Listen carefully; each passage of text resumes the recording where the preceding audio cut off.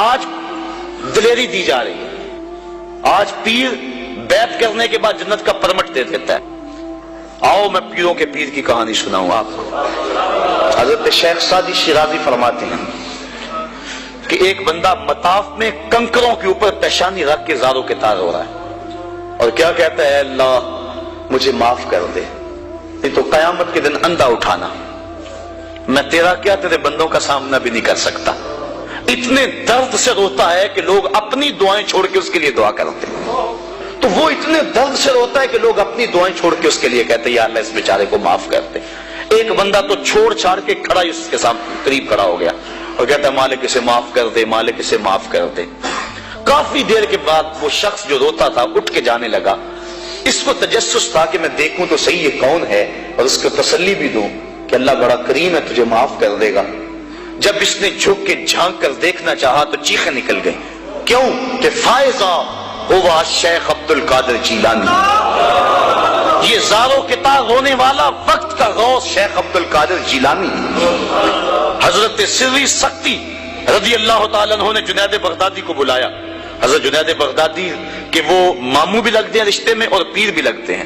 یہ پیر مرید کی کہانی سنا رہا، آج کا پیر تو گارنٹی دے رہا ہے نا، اللہ اکبر حضور تو حضرت ربیہ کو بھی جنت کی بشارت دیں اور ساتھ کہے کثرت سجود سے میری مدد کرنا، اور پیر کہتا تجھے پرواہ نہیں ہے۔ آؤ اس پیر مرید کی کہانی سنا رہا ہوں۔ حضرت جنید بغدادی فرماتے ہیں میرے ماموں نے تنہائی میں مجھے بلایا اور مجھے وصیتیں کی۔ جب ایک وصیت کی تو میرے پاؤں تلے سے زمین نکل گئی۔ کہنے لگے بیٹا جب میں مر جاؤں تو میری قبر بغداد سے باہر بنانا۔ میں نے پوچھا حضور کیوں؟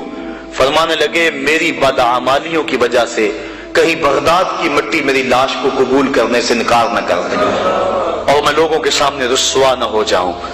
یہ ہیں وہ لوگ تتجافا جنوبہم عن المضاجع، جن کی کروٹیں بستروں سے الگ رہتی ہیں، اللہ کو خوف اور طمع میں پکارتے ہیں، لیکن زندگی کا ایک ایک لمحہ تقوی سے عبارت ہے۔ دنیا میں تکلیفیں سہی۔ حضرت امام جعفر صادق ساری زندگی ٹھنڈا پانی نہیں پیا، فرماتے تھے کیا خبر کہ اس کے حساب میں چکرا جاؤں، اور آپ کے مریدین بیٹھے ہوئے ہیں، آپ بھی بیٹھے ہوئے ہیں، لوگ بیٹھے ہیں۔ کہا یار آج ایک دوسرے سے وعدہ نہ کر لیں؟ کہا کیا؟ کہا ہم میں سے جو بھی جنت میں جائے وہ دوسروں کو ساتھ لے کے جائے۔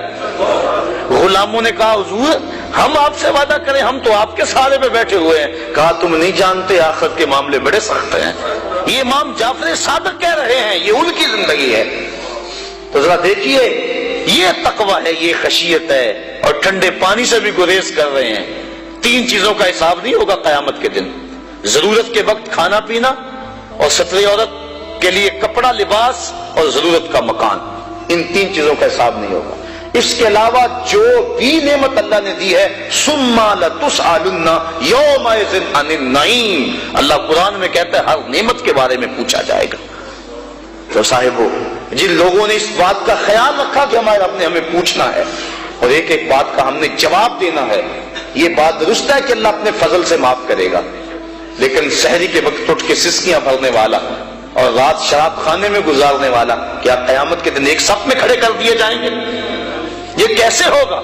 غریبوں کا خون چوسنے والا، بیواؤں اور یتیموں کا مال لوٹنے والا اور رات کی تنہائی میں ان کی مدد کرنے والا کیا ایک صف میں کھڑے کر دیے جائیں گے؟ ایسا کیسے ہو سکتا ہے؟ تو صاحب وہ تقویٰ ہے کہ انسان اپنی زندگی کے ایک ایک قدم کو بچا بچا کے رکھے کہ میں اللہ کی ناراضگی سے بچ جاؤں، اور دنیا کو اس نے مشکلات میں ڈال دیا۔ آج کہتے ہیں دین پہ عمل کرنا بڑا مشکل ہے۔ جو بندہ دین پہ عمل کرنا چاہتا ہے اللہ قرآن میں سورۃ الاعلیٰ میں فرماتا ہے مشکل نہیں، ہم اس کے لیے آسان بنا دیتے ہیں۔ چلو لوگوں کے لیے مشکل ہی صحیح، لیکن اس نے مشکل میں یہ زندگی کاٹ لی، اور دنیا ہے بھی، دنیا سجن المومن، مومن کے لیے ہے بھی قید خانہ، لیکن جب قید سے چھوٹا پھر کیا ہوا؟ اللہ کی رحمتیں بڑھ کے اس کا استقبال کر رہی ہیں۔ پھر گروہوں کے اندر وہ جنت میں جائیں گے اور فرشتے کہیں گے سلام ہو تمہیں کہ تم نے زندگی اچھے ڈھب سے گزاری ہے، اب جنت میں آ جاؤ، تم اس جنت سے کوئی نکالنے والا نہیں ہے۔ اور وہ کہیں گے اللہ تیری تعریفیں اور تیری خوبیاں، تو نے جو وعدہ کیا تھا آج واقعی تو نے سچا کر دکھایا ہے۔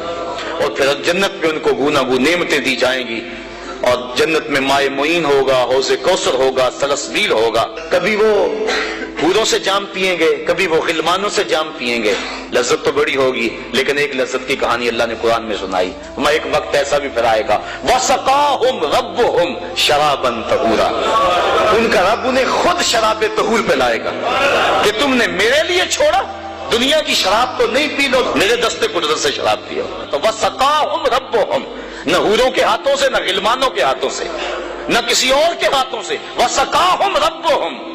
پھر دنیا کی تکلیفیں یاد رہیں گی جب مالک شراب طہور پلا رہا ہوگا۔ تو یہ ہے زندگی، اپنی زندگی کو اس ڈھب سے گزاریں کہ آخرت کی زندگی بہتر ہو جائے۔